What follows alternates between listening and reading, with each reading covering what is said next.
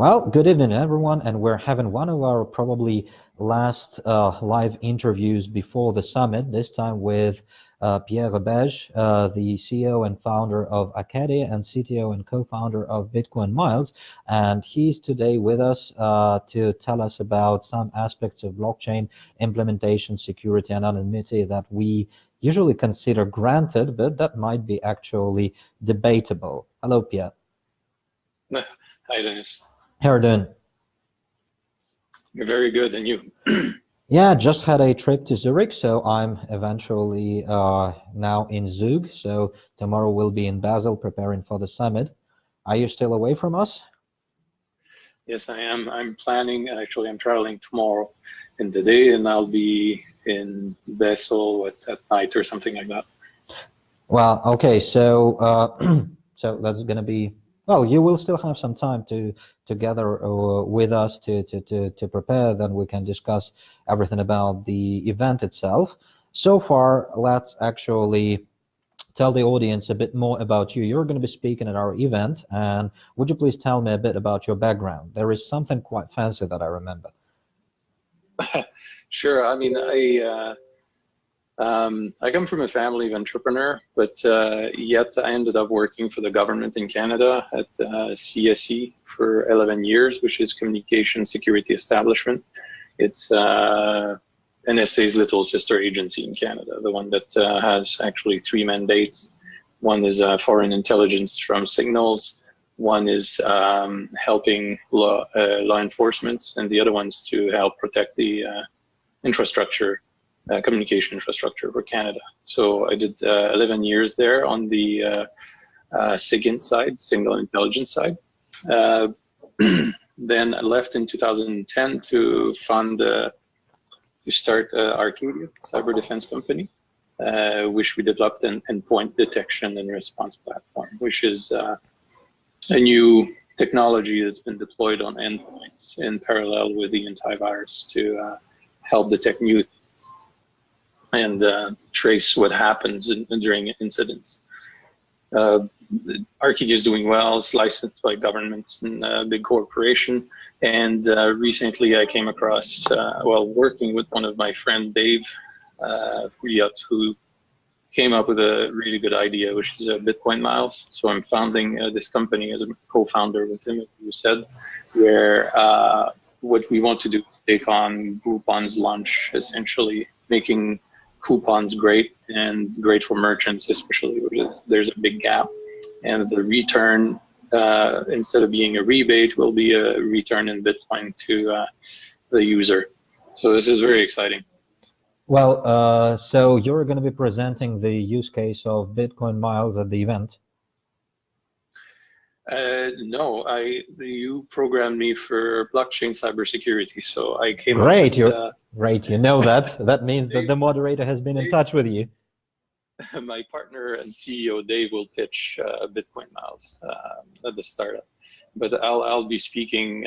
So I'm preparing a presentation, which will be interesting in my opinion. I will cover the angles of hacking against the blockchain, so people can make themselves a picture of what kind of security they want in the under layers of a blockchain.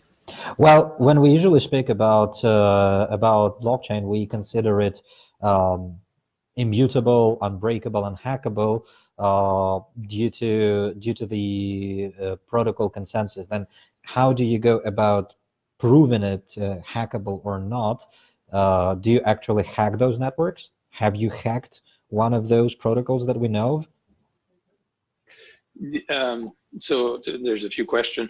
There's a few attack vectors against the protocol themselves, but there's also the up and running live instances of them where what if hosts have been hacked, and what can you do from that position, this attack angle, which is almost never covered anywhere in articles. So I will focus more on this, and it's especially to bring to the attention people the issue with immutable.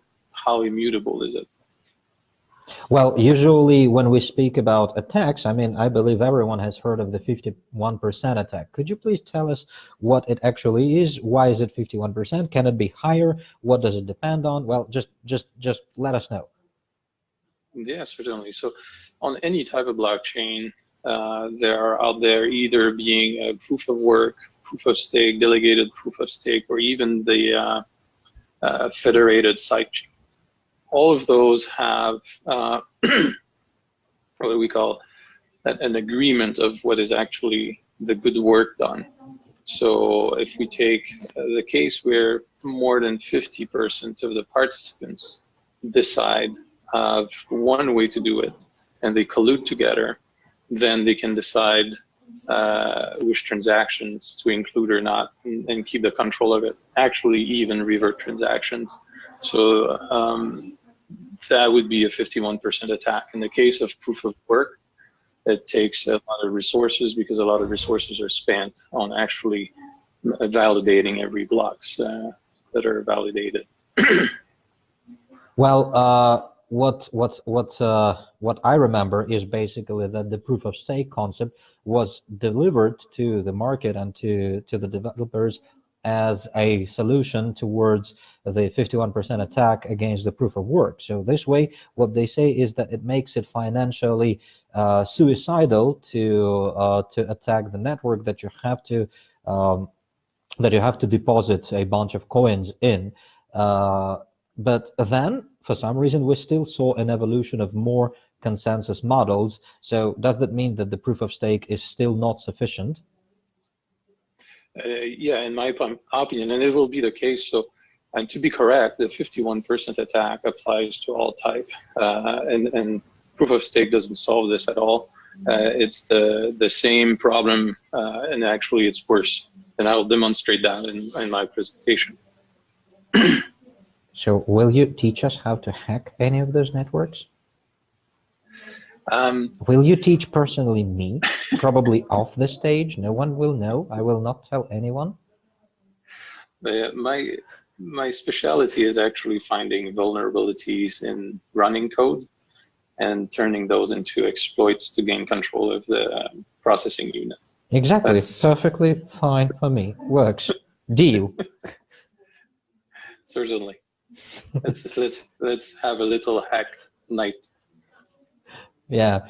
Actually, in the scope of Arcadia, do you ever run any hackathons? Do you actually gather like white hat hackers, developers together to actually search for vulnerabilities, or like do you have a big community of white hats? Yeah, absolutely.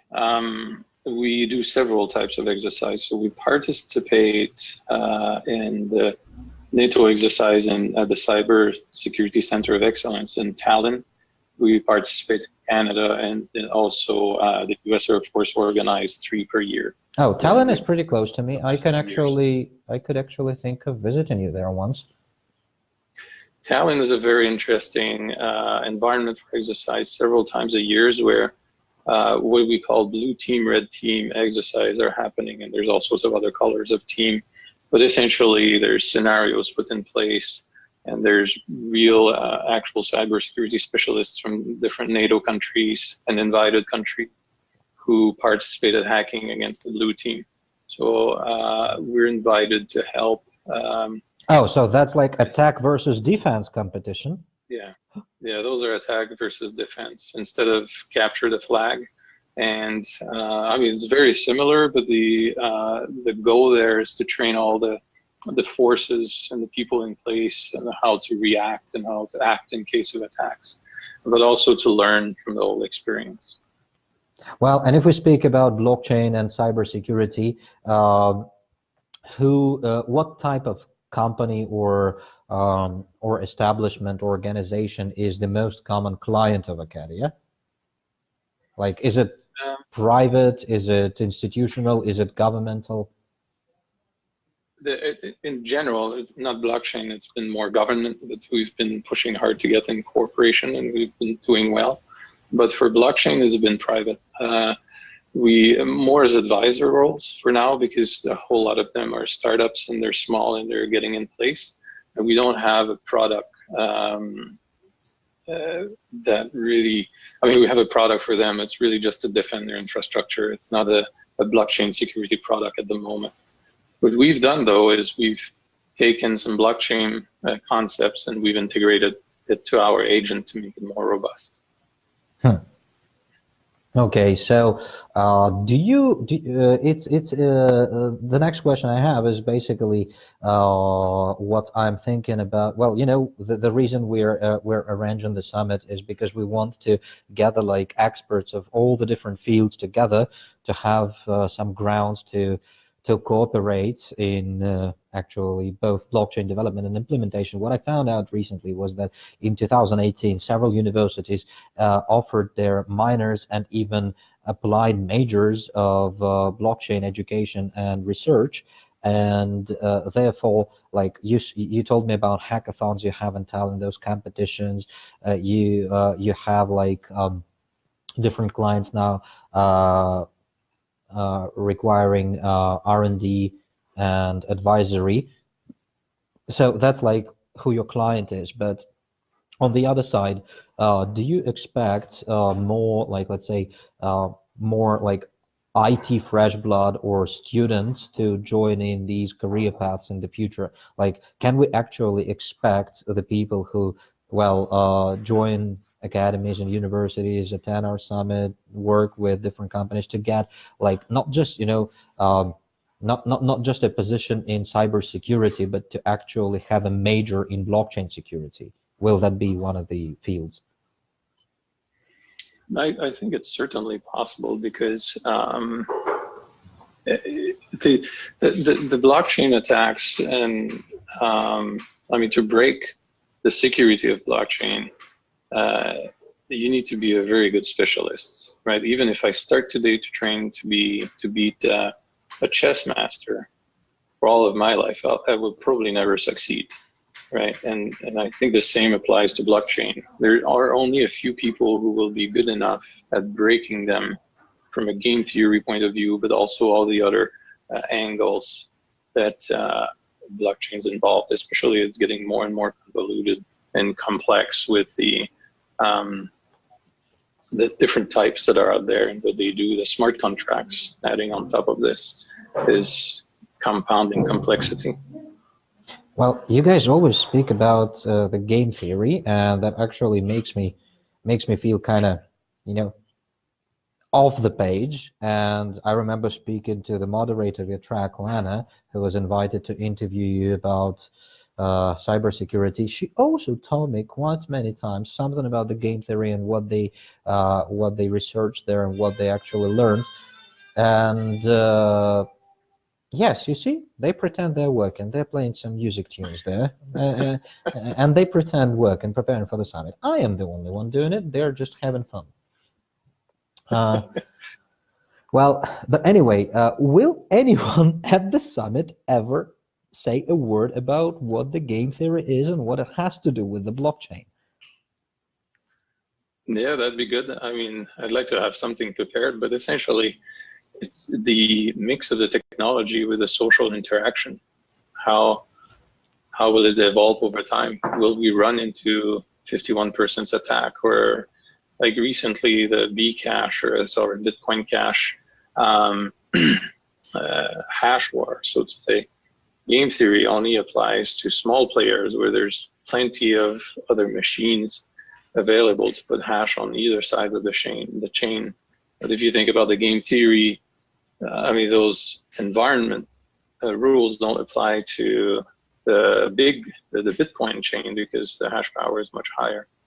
But still, the game theory applies to Bitcoin because, and it's especially important on this chain because it's the one with the most energy going into. What will happen? Like, that was the whole thing, especially early in the days. It's as important now, but it was even more important early in the early days to know, will it make it to be this big? That was a big question initially. Is someone going to break it while it's small? Because once it's big, it's much harder to break. Mm-hmm. No, but those are examples of game theory. Well, that makes sense. I mean, doesn't still bring me closer to being able to understand myself, but I will definitely attend your interview at the summit there. I will listen to you tech guys and try to grasp at least something. Well, anyway, I remember you told me, and I would like to kind of readdress it to our audiences. Anyway, Pierre claims that blockchain is not as anonymous as we expect it to be. Now, how do you explain that? Yeah, I'm not alone saying this, and it is actually quite a common misconception. So, from the point that you can open, so to say, an account anonymously, because you don't need to pass any, know your customer or put your identity to have a wallet on most of the blockchains, there are a big difference. When I trust a bank with my information, for example, in my account, then only the bank has access to it, and perhaps through other mechanisms such as lawful enforcement, warrants, etc. But with the blockchains, the base concept is those blockchains are actually public, so all the information is public. So because my wallet's address are public, then they're open to what we call metadata analysis for anybody who has a copy. And from the point where someone can start identifying some of those addresses, then through analysis, you can, in theory, maybe find the other owner of the wallets. And this has been actually the root push for currencies such blockchains such as Zcash and Monero, right? By making all those transactions, even though on the public blockchain, and verifiable, confidential, and hidden. So there's a lot of work going into this to actually make it private, which it is not at the moment. And interestingly, it waits in the game theory that maybe it's tolerated by the states because it is not so private after all. It's better than many other ways. I mean, it's much less private than cash transaction, for example. Mm-hmm. So it might be all just a duck for all of us. No, I mean, I don't think so. I mean, but it is very important. There's two aspects. There's the privacy and fungibility. They kind of overlap, but it's really important that, especially a currency blockchain, has fungibility and privacy if it wants to win and be the major one, the one used by the people. So there's quite a bit of push to add fungibility and privacy on Bitcoin. And it's happening already from the side chains such as, or the side networks like Lightning Network is much more private. Because once you've locked in your funds in a Lightning node, then you can open channel, a private channel with other people and transact as much as you want. So there's only two public transactions, when you open and when you close your funds in the Lightning Network. So all of these improvements are helping the fungibility and the privacy of the Bitcoin network. Also, there's base technologies such as the wallets. There's Wasabi wallets, Samurai wallets, and others have been implementing as many features as possible to make the transaction private and fungible on the main chain. Mm-hmm. I see. Well, I hope everyone who needed that made a list, and we are to check it later tonight. Everyone will privately seek for what they need from their wallets. Well, I used to think that my ledger is perfectly fine. Now I'm gonna check out everything you mentioned just to make sure. Well, it's not that. It's worth. And there are really simple things to do, like using a VPN while you're performing transactions. Oh, that's what I always do. Yes. So, okay, add VPN to the list. Anyone who's listening to us. Mm-hmm. Right. This breaks the link between where your transaction was issued from. It sends it back. The IP recorded or seen on the transaction network is from the VPN endpoint versus your own endpoint. So that's a win there, privacy wise. Mm-hmm. So if we, let's say, are not extremely careful about the data we store publicly in the current blockchains that we use, most likely currency blockchains, what is the risk? Shall we expect one day our savings stolen, or is it just for our savings to be anonymity-wise compromised so that someone might link them to us but still cannot steal it? What's the worst case scenario? Right. So we're not talking about stealing funds here. You remain in control of for as long as you're in control of your keys with your own wallet, then from a human history point of view, I think these are the hardest to confiscate, right?